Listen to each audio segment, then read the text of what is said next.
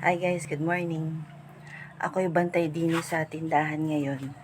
Kaya lang maya't maya ako'y napunta din sa aking dito sa aking mga alaga.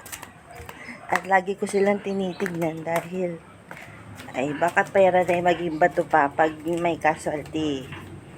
Kaya sinisilip ko po. Ayun sila. Sabi ko sa asawa ko, bantayan mo.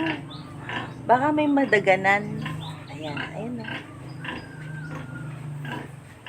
Tingnan nyo. Naglalagay po ako ng net. Pero ngayon ay nakataas dahil nga nagpaanak kami kahapon. Ayan. Bait tong inahin namin to. So, okay naman. Babalik ulit ako dito sa aming tindahan. Ang hirap. Baka naman ang tindahan ko ang wala ng customer. Ay, ganun po talaga. Pag walang kasama.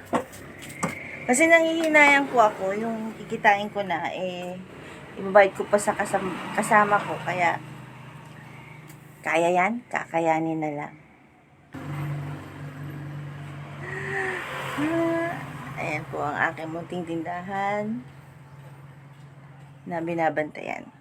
Ganoon. Ako naman ay papunta dito, papunta doon, at babantayan ang mga alaga. Yan lang. Magandang araw.